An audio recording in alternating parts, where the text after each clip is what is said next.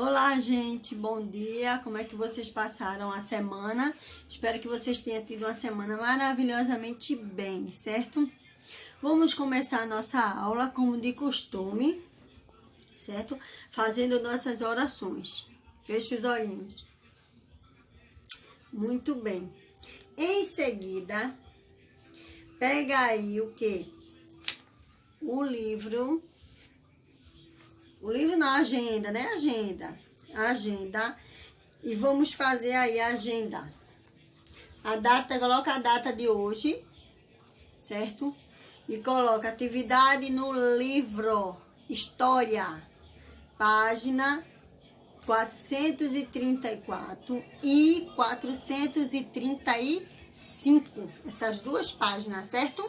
Atividade de hoje. Vamos lá? Agora vai lá e abre o livro na matéria de história, na página 434.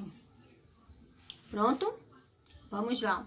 Onde tem aí da prensa à imprensa, olha, da prensa à imprensa. Quer dizer o que da prensa à imprensa?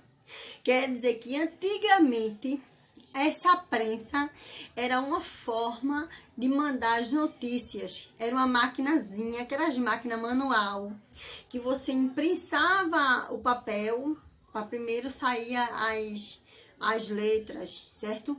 E hoje não, hoje é a imprensa. Então você vai lá e a máquina já é a coisa mais rápida, certo? É tudo rápido. Então, o que foi que aconteceu com esse da prensa à imprensa? Foi a invenção da imprensa por John Gutenberg, certo? Como? Em que século? No século XV. Gutenberg foi um dos conhecimentos que mudaram a história da leitura e da circulação de ideias em escala mundial, certo? Então, com a invenção da imprensa, foi mudado tudo, certo? Foi mudada as formas de circulação das ideias. Então, esse dispositivo foi inventado por Gutenberg na década de 1430. Então, a prensa ela proporcionou grandes mudanças social, onde a principal foi o barateamento dos livros, que aumentou a circulação de informações e facilitou o acesso de pessoas alfabetizadas. Então, com essa mudança, facilitou, não é isso? Facilitou a maneira do povo ser mais alfabetizado, de aprender mais rápido a leitura, não é isso? Então, na atualidade, surgiram novas formas de obter e compartilhar informações. Então, com isso, ficaram melhor, não é isso? Melhor para se obter informações. Então, se você prestar atenção no livro de vocês, lá na anotação tem falando tudo isso, que tem aí, ó, o conhecimento empoderar a população, motivo pelo qual sempre gerou modo de governantes.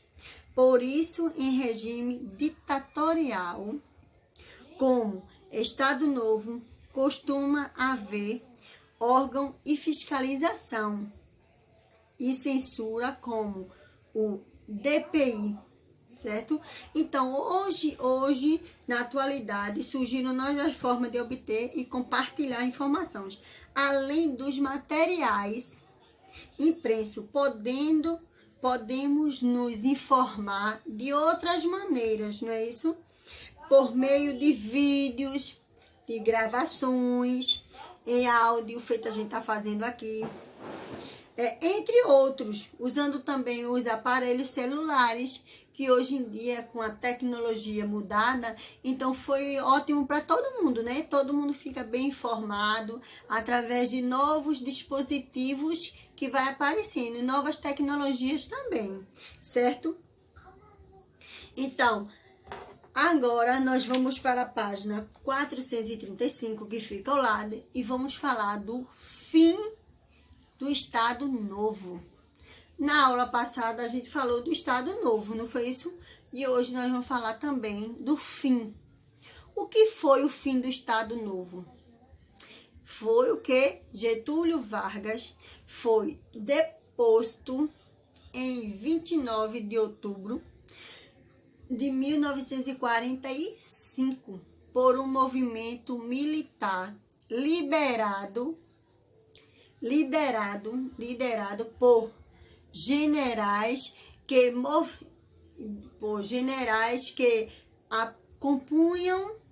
compunham seus próprios ministérios, certo? E que pôs o fim do Estado Novo, certo? Então, o Estado Novo, quais foram os motivos que levaram o Estado Novo ao fim do governo? Os motivos que levaram ao fim do Estado Novo foi o quê? Foi o esgotamento do modelo social e político, foi proposto por Vargas, é isso?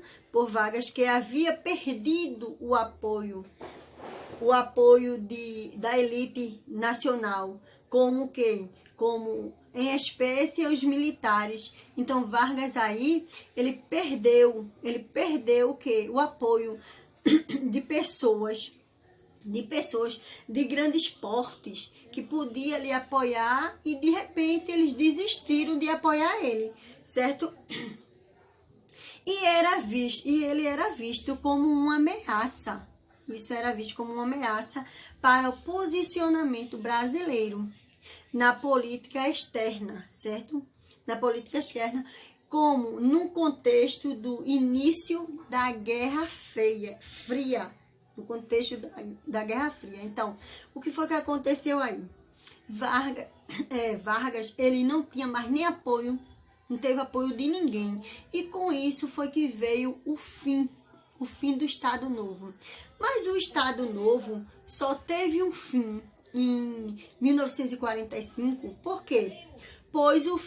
Porque foi o fim da Segunda Guerra Mundial, quando Getúlio Vargas foi obrigado a renunciar o posto sobre a ameaça dos outros golpes do Estado. Então, como ele foi pressionado, ninguém quis mais ajudar ele, ele teve o quê? Que renunciar o cargo dele. Por isso que pôs um fim no Estado Novo. Vou passar um videozinho para vocês entenderem melhor, tá certo, meus amores? Vamos assistir o vídeo, depois vocês observam a explicação de tia Laura e vão fazer a atividade da página 435 também, tá bom? Beijos, fiquem com Deus e até amanhã. Tchau! Estado Novo. Para entendermos o fim do Estado Novo, temos que ter conhecimento de como era o novo Estado. O Estado Novo era um regime autoritário e, por isso, alinhava-se com outros regimes autoritários no mundo. Naquele momento, a Alemanha e a Itália eram os dois países que mais representavam o autoritarismo na Europa. Os dois países estabeleceram regimes rígidos, baseados em Adolf Hitler e Benedito Mussolini, respectivamente, e estavam se expandindo e se armando em um cenário de instabilidade política no Velho Mundo. Tanto que, em 1939, a Alemanha invade a Polônia e dá início à Segunda Guerra Mundial. O Brasil, que também era regido por um governo autoritário, Getúlio Vargas demonstra-se simpático com o regime fascista, de tal forma que a nova Constituição, chamada de Polaca, é diretamente inspirada pelos moldes italianos daquele momento. As primeiras constatações ao Estado Novo só apareceram em 1943, quando um grupo de advogados mineiros publica o chamado Manifesto dos Mineiros, defendendo a redemocratização do país. Mas o que fragilizava o governo de Getúlio Vargas seria a Segunda Guerra Mundial. No ano anterior, 1942, submarinos alemães naufragaram navios brasileiros no Oceano Atlântico. população, então, pressionou o presidente a declarar guerra contra os alemães. Getúlio não tinha opção. Precisou declarar que o país era contrário ao governo de Adolf Hitler. O problema é que isso minaria seu próprio governo. Afinal, Getúlio Vargas, um ditador, entraria na guerra para combater aquilo que praticava, um regime autoritário. Assim, à medida que se tornava claro o fim da Segunda Guerra Mundial, crescia a rejeição ao governo de Getúlio Vargas. O gaúcho se viu forçado a conceder anistia aos presos políticos, a permitir a liberdade de organização partidária, convocar uma nova Assembleia Constituinte e marcar novas eleições. Embora tenha surgido um movimento de apoio ao presidente Getúlio Vargas, o chamado queremismo, sua imagem já estava desgastada o suficiente e o resultado foi a deposição do poder no dia 29 de outubro de 1945. Naquele dia, as tropas militares que compunham o Palácio do Catete, no Rio de Janeiro, forçaram a renúncia do presidente. Consolidava-se a queda do Estado Novo e chegava ao fim um governo que durava desde 1930. Agora vamos entender o que ocorreu no fim do Estado Novo. Com a queda do Estado Novo, ocorreu a transição democrática.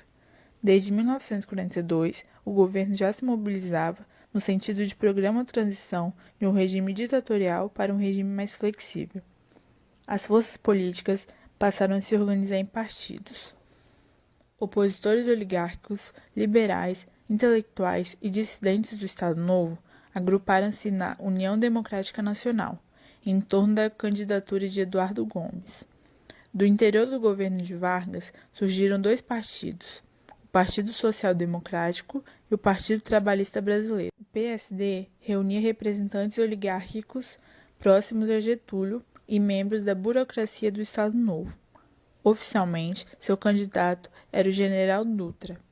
O PTB tinha uma feição marcadamente urbana, agrupando dirigentes sindicais e representantes do Ministério do Trabalho. Getúlio Vargas foi escolhido presidente dos dois partidos. Não era coincidência. O queremismo, como foi mencionado anteriormente, é o mesmo que queremos Getúlio. Em pouco tempo, um amplo movimento de massas passou a exigir a permanência de Vargas na condução da transição democrática. Seus participantes foram denominados queremismo. Temia-se que, sob a influência das oligarquias e sob as pressões estadunidenses, os grupos mais conservadores controlassem o poder. O PCB, apesar das perseguições sofridas, seguia as orientações de Moscou para apoiar os governos que haviam lutado contra os regimes nazifascistas. Por que Getúlio era conhecido como pai dos pobres? Porque pela primeira vez os trabalhadores tiveram alguns direitos trabalhistas e foi a propaganda usada.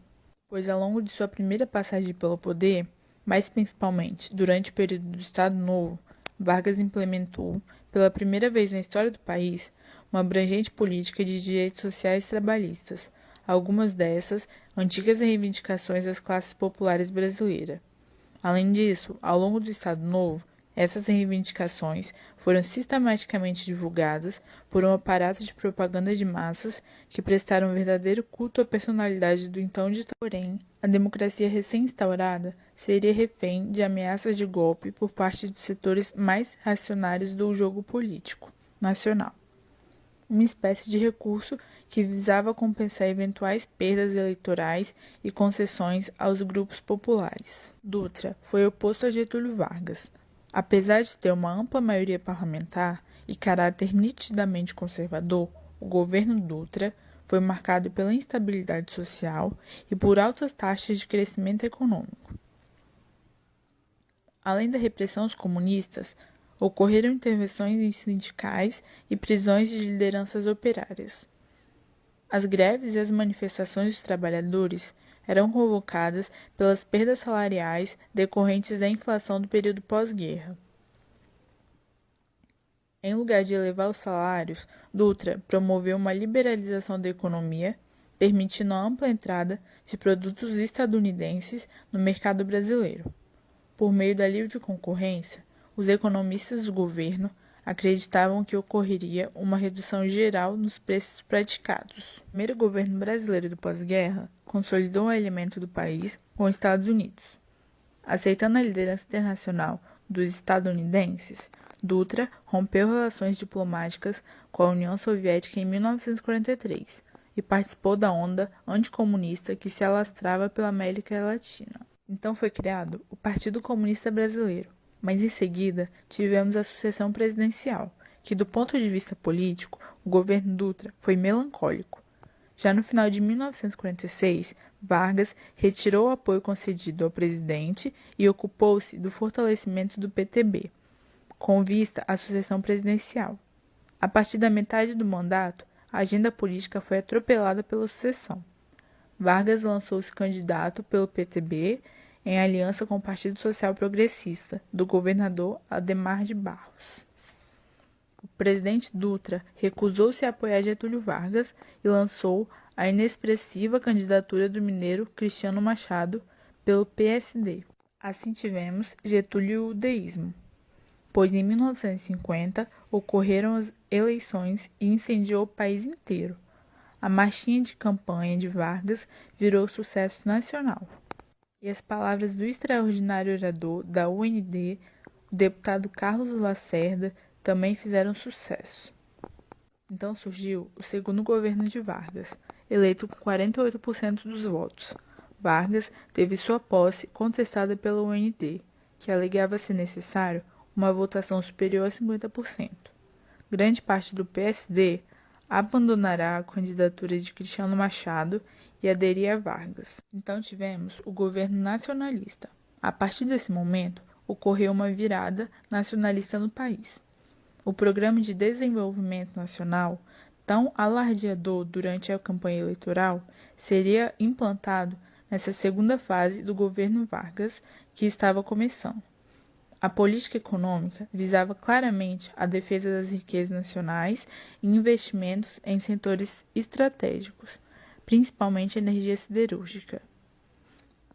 Ao mesmo tempo, falava-se em combater a inflação por meio de medidas rigorosas contra especuladores e grupos empresariais que monopolizavam determinados setores da economia.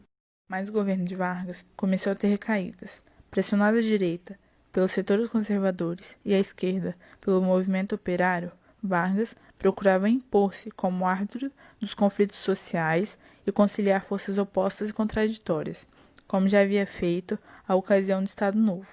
Depois, ainda para piorar a situação, veio o aumento dos salários mínimos. Vargas ficou sob pressão, pois diante da gravidade da situação, 27 generais assinaram um manifesto à nação, exigindo a renúncia do presidente. Nas ruas, a indignação era visível no semblante da nação.